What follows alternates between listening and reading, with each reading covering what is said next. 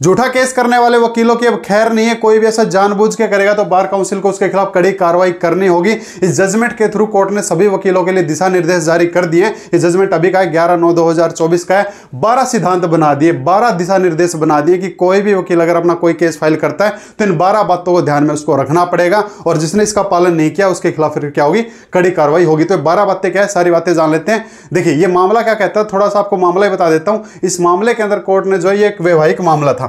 इस वैवाहिक मामले में एक वकील ने क्या किया था, गलत पार्टी का साथ दिया था, वो भी जानबूझ के। फिर कोर्ट ने सारे दिशा निर्देश बनाए हैं। देखो इस केस के रिकॉर्ड से पता चलता है कि पारिवारिक विवाद है, दंपत्ति के बीच विवाद वकील के पारूपण से और भी भड़क गया था। मामला तो छोटा सा था, लेकिन वकील ने अपने फायदे के लिए क्या किया, मामले को ही बड़ा बना दिया, जो न केवल पेशेवर नैतिकता से परे था बल्कि वैवाहिक विवाद को सुलझाने के लिए वकील समुदाय से वैध रूप से अपेक्षित पेशेवर आचरण के भी खिलाफ था। यानी कि वकीलों का पहला कर्तव्य तो यह था कि भाई इस मामले को अगर दबाया जाता है तो दबा दे।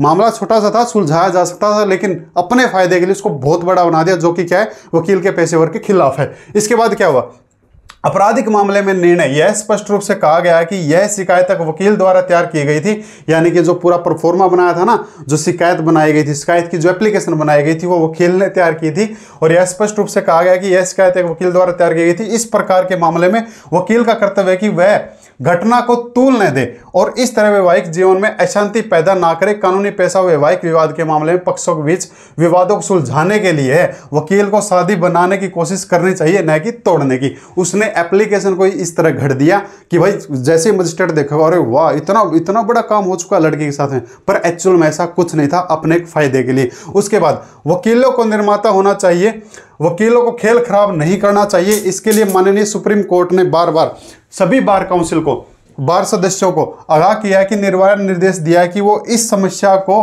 अनसुलझे वैवाहिक विवाद का रूप न दे। दुर्भाग्य से इस मामले में शुरुआत के पक्षों के बीच विवाद और अधिक जटिल हो या गया। झूठी और आपराधिक शिकायतों की संख्या इसलिए है कि न्यायालय इन अपीलों को खारिज करते हुए उन अधिवक्ताओं के आचरण पे अपनी नाराजगी व्यक्त करता है जिन्होंने प्रतिवादी द्वारा तलाक की याचिका दायर करने के बाद भी शिकायत तैयार की थी। यानी कि इस वकील ने क्या किया, अपने 2-4 पैसे बनाने के लिए शिकायत ही झूठी दर्ज करवा दी, जो कि कोर्ट ने क्या किया, उसको गलत माना कि वकीलों को ऐसा नहीं करना चाहिए। वकीलों को तो बल्कि शादी बचाने की कोशिश करनी चाहिए। अब उसके लिए कोर्ट ने क्या क्या दिशा निर्देश तैयार किए वो बता दिए हैं, और अब इन दिशा निर्देशों को हर वकील को पालन करना पड़ेगा, वरना उसके खिलाफ क्या होगी, कार्रवाई होगी। पहली दिशा निर्देश देखो क्या बता दी, जब भी पक्षकार उनकी सलाह मांगे तो अधिवक्ताओं को नैतिक मानकों का पालन करना चाहिए। यानी कि एक्चुअल जो चीज हो सकती है वो बतानी चाहिए, गलत नहीं बतानी चाहिए। कोई भी पार्टी है भाई अपने काउंसलर से अपनी सलाह लेती है कि मेरे को इस केस में क्या करना चाहिए, केस करना चाहिए नहीं करना चाहिए, तो उसको जो एक्चुअल बात है ना वही बतानी चाहिए, बढ़ चढ़ के नहीं बतानी चाहिए, या फिर ऐसा कोशिश नहीं करना चाहिए कि पार्टी मेरे पास है। जो भी आप चीजें समझ गए होंगे। सेकंड निर्देश ये जारी किया है, अधिवक्ताओं को कभी भी पक्षकारों को गुमराह नहीं करना चाहिए, कभी भी गुमराह नहीं करना चाहिए। एक है ना, आपको शायद नहीं पता होगा, जो वकील उसको पता होगा कि वकीलों पे एक बंदिश लगाई गई कि वकील है ना एडवर्टीजमेंट नहीं कर सकता है। अगर वकील ने अपनी एडवर्टीजमेंट कर दी तो उसका लाइसेंस कैंसिल हो सकता है। ये बात है ना बिल्कुल सही की है। अगर वकील को एडवर्टीजमेंट की अथॉरिटी होती ना, तो ये जो दूसरा पॉइंट दिख रहा है ना, एडवर्टीजमेंट पे ये लिखा होता 30 दिन में फांसी की गारंटी, हमारे पास आइए 2 दिन में तलाक, हमारे पास आइए 2 दिन में बरी। ऐसे ऐसे एडवर्टीजमेंट घट के लेके आते हैं, जो बड़ी बड़ी एडवर्टीजमेंट कंपनियां ना सोच भी नहीं सकती। तो गुमराह नहीं करना चाहिए। और ये चीज़ रियलिटी होती है कि जब भी कोई पार्टी आती है तो भड़का देते हैं, अरे 1 मिनट में जमानत, अरे ये कर देंगे वो कर देंगे, फांसी तोड़वा देंगे। गुमराह नहीं करना चाहिए। और यहाँ तक कि जानकारी अच्छी लगी ना तो इसको लाइक जरूर कर लें, शेयर कर लें, सब्सक्राइब जरूर कर लें। ठीक है, नेक्स्ट देखो क्या दिशा निर्देश जारी किए। अधिवक्ताओं को कभी भी गैर पेशेवर सलाह नहीं देनी चाहिए। यानी कि जो हमारा पेशा है, वो बोलते हैं ना, जो घर में सलाहकार होते हैं, बोले यार थोड़ा जाड़ में दर्द है, बोला फिर एक काम कर थोड़ी नून की चूंटी चाट ले। तो वो जो सलाह होती है ना, ये घरेलू नुस्खे जो होते हैं वो नहीं देना चाहिए। जो एक्चुअल में जो कानूनी ज्ञान है वही प्रोवाइड करवाएं। किस केस में ऐसा हो सकता है और ऐसा नहीं होगा तो ऐसा हो सकता है, और ऐसे केस स्मूथली चल सकता है। सिर्फ कानूनी जानकारी दे, फालतू कोई सलाह नहीं देनी चाहिए। चौथी बात देखो, बहुत अहम बताइए, एक एक पॉइंट अहम है वकीलों के लिए पूरा का पूरा। अधिवक्ताओं को मुवक्किल को सुनना चाहिए, सामने वाले को सुनो, और आगे बढ़ने की सलाह देने का प्रयास करना चाहिए। आगे कैसे बढ़ सकता है उसको उसका रास्ता बताना चाहिए। यदि संभव हो तो सौहार्दपूर्ण समाधान करें, क्योंकि इनमें 2 व्यक्तियों का जीवन शामिल है, अधिक कहे तो एक परिवार का। यानी कि वकील को ये कोशिश करनी चाहिए कि कहीं दोनों फैमिली, दोनों लोग पूरी जिंदगी कोर्ट कचहरी में तो ना लटक जाएं। तो उसको जो सोल्यूशन है ना वो बताना चाहिए कि इसका एक सोल्यूशन ये है, एक रास्ता ये, तीसरा रास्ता ये।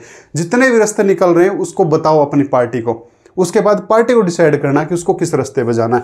पांचवी बात बता दी, अधिवक्ता योग्य परामर्शदाता की सहायता प्राप्त कर सकते हैं, रिपोर्ट करें ताकि पार्टी को उचित सलाह दी जा सके। छठी बात बता दी, अधिवक्ताओं को मुवक्किल से निर्देश प्राप्त करने चाहिए, कथित घटनाओं के बारे में लिखना चाहिए। यानी कि जो एडवोकेट है, जो इस केस के अंदर जो एप्लीकेशन तैयार की थी ना, मन घड़त मिथ एप्लीकेशन जो रेडी की थी कि कुछ भी मन में आया वो स्टोरी तैयार कर दी, तो एक एडवोकेट को ये चीज़ नहीं करनी चाहिए। छठे पॉइंट में यही बताया कि पार्टी से पूछना चाहिए कि एक्चुअल में घटना क्या थी, कहाँ पे घटना हुई थी, और उसी घटना को एप्लीकेशन के अंदर लिखना चाहिए, कोई भी मिथ नहीं लिखना चाहिए। देन इसके बाद बता दिया सातवीं बात है, अधिवक्ताओं को मुवक्किल को व्यक्तियों को फंसाने से रोकना चाहिए। अगर एडवोकेट को लग रहा है कि जो पार्टी मेरे पास आई है केस करवाने के लिए, इसका मेन मुद्दा जो है इसको फंसाने का है, झूठा फंसाने का है, तो उसको ये सलाह नहीं देनी चाहिए, उसको अच्छी सलाह ही देनी चाहिए। उन्हें लगता है कि उनका कथित घटना से दूर दूर तक कोई लेना देना नहीं है। अगर एडवोकेट को लगता है कि जो स्टोरी मेरे को सुना रहे हैं उसमें कोई दम है ही नहीं, इस केस से और स्टोरी का कोई लेना देना है नहीं, तो जो चीज़ ये बनाना चाहते हैं वो सामने वाले को फंसाने के लिए बना रहे हैं, तो उस चीज़ से उसको रोकना चाहिए। आठवीं बात बता दी, अधिवक्ताओं को मुवक्किल को कानूनी जानकारी देनी चाहिए। यदि वह कथित घटना से असंबद्ध व्यक्तियों के खिलाफ झूठी शिकायत देते हैं तो उन्हें परिणाम भुगतने होंगे। वकील को यह चीज़ भी साथ के साथ बतानी चाहिए अपने क्लाइंट को कि जो चीज़ आप मेरे को बता रहे हो ना, जिन घटनाओं के बारे में बता रहे हो, वो घटनाएं अब ड्राफ्टिंग में आ जाएंगी, और अगर ड्राफ्टिंग में वो घटनाएं आ गई और कल को अगर ये झूठी साबित होगी तो आपके ऊपर झूठा केस करने वाला मुकदमा भी लग सकता है। 248 BNS का मानहानि का कोर्ट आपके ऊपर कंपनसेशन लगाने के भी ऑर्डर दे सकती है, कोर्ट आपको फाइन भी लगा सकती है। यानी कि एक वकील को अपने क्लाइंट को चीज़ें बतानी चाहिए कि अगर ये केस झूठा है, जो आपने स्टोरी सुनाई ये झूठी मिली ना, तो ये भुगतना आपको पड़ेगा। हमारा तो क्या, हमारा तो सिर्फ एक पैसा है, हम तो एक एज ए प्लीडर हैं, ये चीज़ भी बतानी चाहिए। नौवीं बात बता दी, अधिवक्ताओं को पार्टी की मदद करने से बचना चाहिए, व्यक्तियों को गिरफ्तार करने के लिए पुलिस को सूचित करना चाहिए। अगर कोई पार्टी ऐसी है जो कोई बड़ा क्राइम करके आई है तो अधिवक्ताओं को क्या करना चाहिए, उसकी मदद करने से बचना चाहिए, क्योंकि पुलिस उसको क्या कर ले, गिरफ्तार कर ले। कई बार तो हमने ये भी देखा है कि कुछ वकील सच में हेल्प कर देते हैं, बोला जैसा कह रहा हूँ वैसा करता जा, पुलिस तेरे को हाथ नहीं लगा पाएगी। तो एक अपराधी को छुपाने में लगे रहते हैं, अब वहाँ चला जा, वहाँ चला जा, वहाँ चला जा, तब तक तेरे लिए हम जमानत ले लेंगे। तो ये चीज़ नहीं करनी चाहिए, ये भी इसके अंदर एक दिशा निर्देश जारी किया है। अगला दिशा निर्देश ये बताया कि अधिवक्ताओं को निष्पक्ष भूमिका निभानी चाहिए और अपना सर्वश्रेष्ठ प्रयास करना चाहिए कि पति के परिवार और पत्नी के परिवार के बीच में मुद्दों को सुलझाए। अगर मामला फैमिली वाला है, ठीक है, मैट्रिमोनियल अगर मैटर है, तो उस केस में क्या करना चाहिए, मामले को सुलझाने की कोशिश करना चाहिए। क्योंकि जो ये शादी वाले जो मैटर होते हैं ना, हस्बैंड वाइफ के बीच में तो तलाक हो जाएगा, लेकिन दो परिवार, दो रिश्तेदारों के बीच में जो दरार आएगी ना, वो तलाक से भी बढ़ के वो चीज़ होती है।